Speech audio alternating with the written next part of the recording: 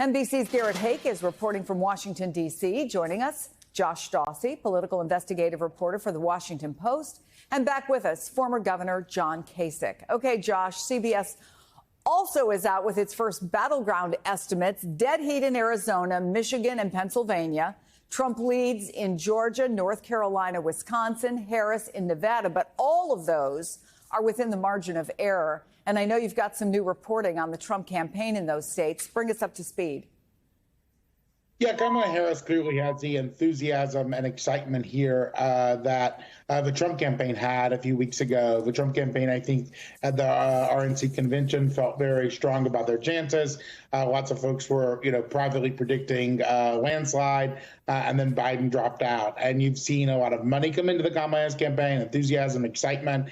The polls are close now, right? And you have a candidate in Trump who is quite annoyed at this, is quite annoyed at watching all the positive attention Kamala Harris has gotten in the press, seeing how much money she's gotten, seeing how the polls tightened. And we have a drastically different race than we had a couple of weeks ago. There's no question about it. I think if you talk to anyone in former President Trump's orbit, they would tell you they know they have a dogfight on their hands now. Governor, in that new CBS poll, Harris leads Trump by 63 points among black voters, an 8-point increase from Biden's last numbers. She's also performing better among 18 to 29-year-olds, 26 points up on Trump. How important are those kinds of margins as we look at what really is just a 3-month campaign now?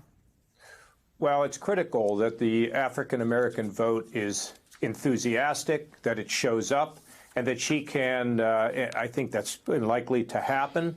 And then she's got to try to figure out what she can do to make sure that she can get more numbers than Hillary Clinton got from the white community. We'll have to see. But again, Chris, I have to say, in talking to some pollsters this morning, one in particular, things are just not settled yet. You're having a little bit of what Greenspan called irrational exuberance. Look, the country was saying, we don't want the same old guys. We want something different.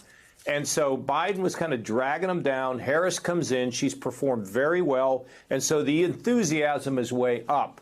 So that's to her benefit. Can she keep that enthusiasm up there? And then there's one other thing that in the previous story, a couple blocks ago, you were talking about Wall Street, the economy, what's happening.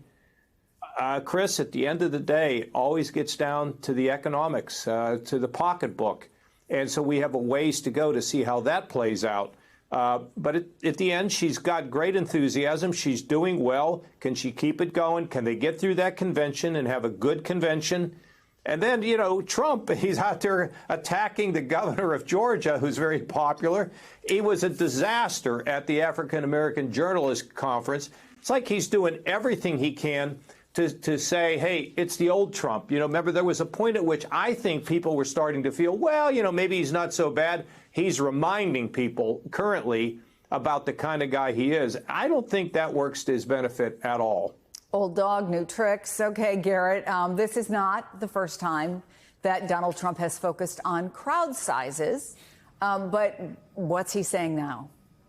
Yeah, Chris, it's funny to hear Josh talk about a brand new Trump, brand new Trump campaign, or the set of this campaign. But the reality is some things always stay the same with Donald Trump. I've been covering his rallies for almost a decade now and bragging about his crowd size and sharing conspiratorial theories about why it's not being covered appropriately or why perhaps they should be bigger or perhaps his opponent is somehow inflating their crowd size has been a hallmark of the Trump campaigns all of that time. Saturday night in Atlanta at a venue where Harris held her campaign event a week prior was no exception to that rule. Here's a little bit of what Donald Trump had to say about who was in his crowd and who wasn't.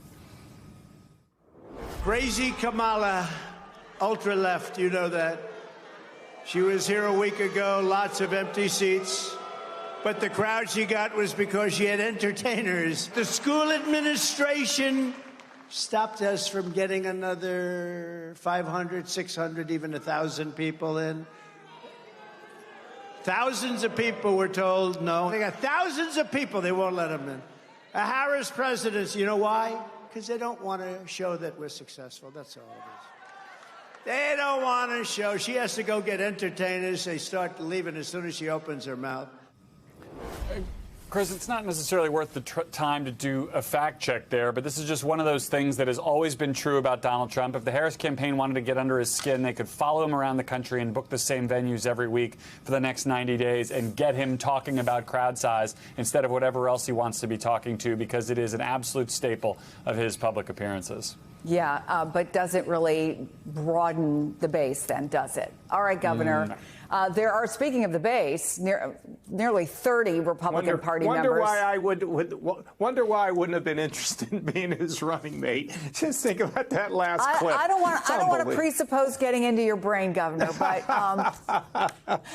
some folks who served in the Trump administration are now endorsing Kamala Harris among 30 pretty well-known Republicans. The vice president cites them as part of her new Republicans for Harris initiative. But I wonder if there is, again, it's early, but I wonder if there is a door opening and if some or all of these maybe could help her make some inroads into reaching those disaffected Republicans who are the ones we've been talking about, right? Who's going to actually decide this election?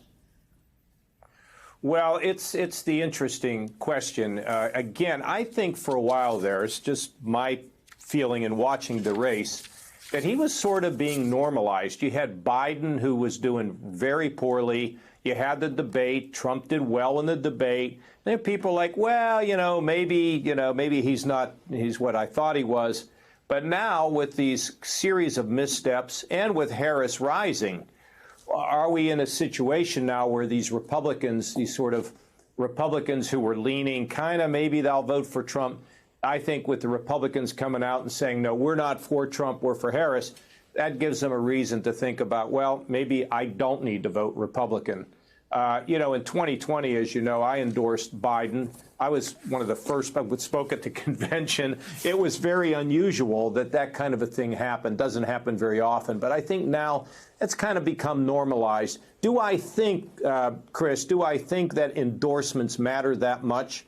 Except for me endorsing you for mayor of New York City, which I am willing to do, that endorsement would be powerful. But most of the time, I don't think endorsements matter that much.